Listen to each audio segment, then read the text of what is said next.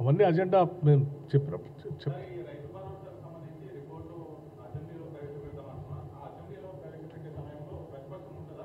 అందరి సభ్యులకి మాట్లాడే అవకాశం, అందరి అభిప్రాయాలు తీసుకుంటాం. ఎవరు ప్రతిపక్షాన్ని కూడా వారి అభిప్రాయాలు కూడా తీసుకుంటాం, వారు కూడా మాట్లాడాలి. అమ్మా ప్రతిపక్షం అంటే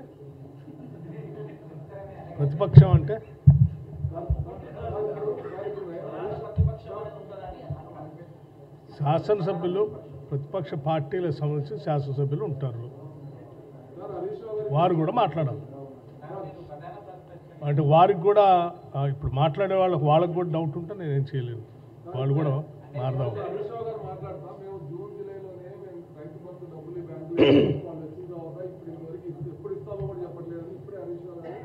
అదే అన్నా, అందుకే నేను చెప్పేది, హరీష్ రావు గారు లాంటి కళ్ళబొల్లి మాటలు చెప్తూ కాలం వెళ్ళబుచ్చే ప్రభుత్వం కాదు మా.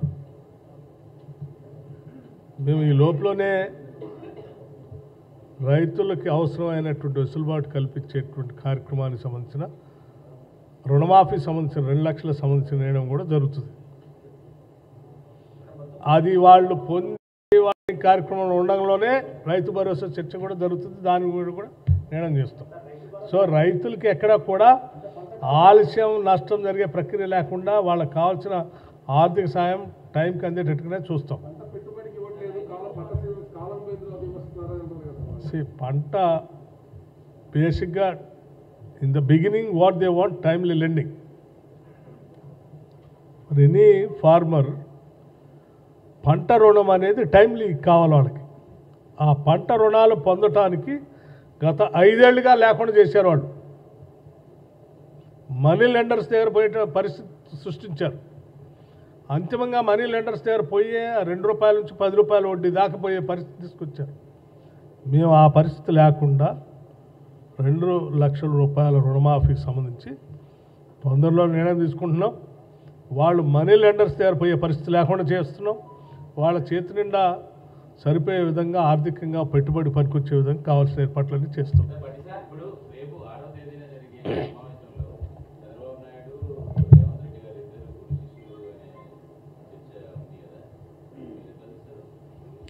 ఇప్పటికే ముఖ్యమంత్రి రేవంత్ రెడ్డి గారు చాలా స్పష్టంగా చెప్పాడు, శిష్యుడేంది, ఆయన గురువు ఏంది, నేను శిష్యుని ఏంది, సహచరుడు అని ఇప్పటికే 2-3 సార్లు చాలా స్పష్టంగా చెప్పాడు. కావాలని కొద్దిమంది బురద పోయటం కోసం మాట్లాడేటువంటి వాళ్ళకి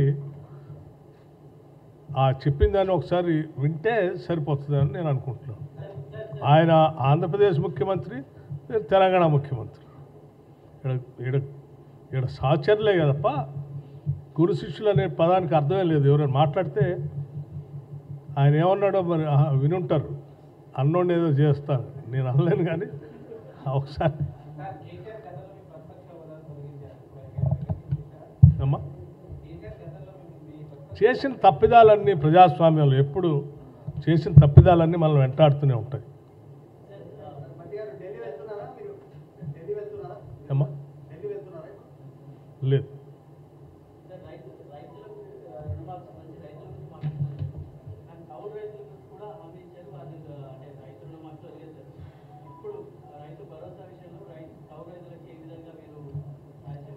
దాని గురించి కూడా ఎగ్జామిన్ చేస్తాం.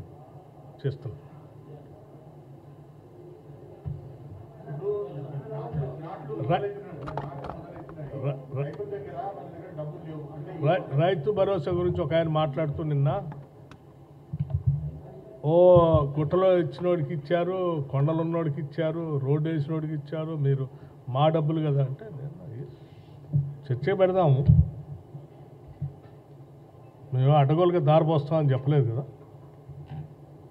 ప్రజల సొమ్మే, ప్రజలను అడుగుతాము, వాళ్ళు ఏం చెప్తే అది చేస్తాం. అందరికీ ఇవ్వంటే అందరికీ, గుట్టలు ఉన్నోడికి కూడా ఇవ్వంటే వాళ్ళకు కూడా ఇచ్చేస్తాం.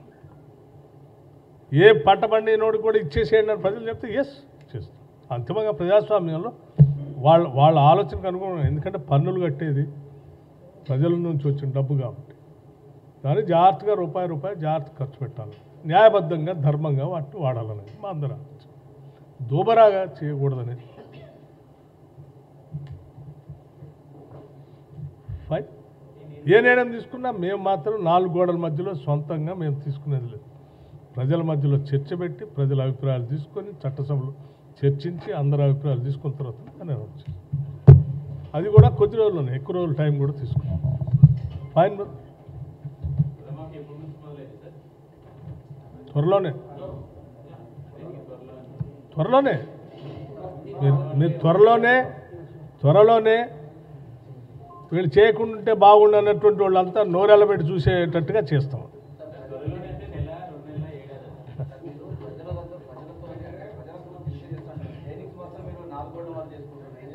అమ్మా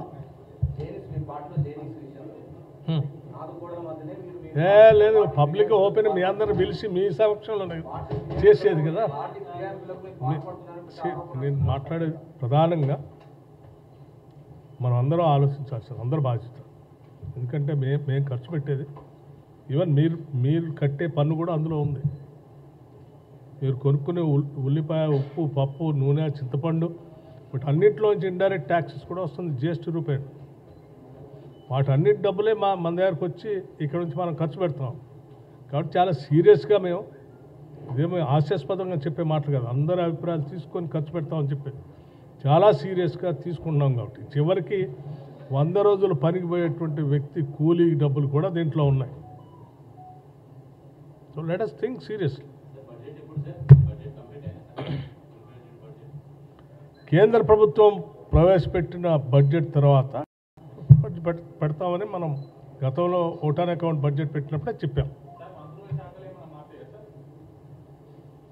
అది క్యాబినెట్ ఎక్స్పాన్షన్ అయిన తర్వాత సార్, గత ప్రభుత్వాలు ఇవన్నీ పెండింగ్ బిల్లులు, పేరుకొని పోయినటువంటి బిల్లులు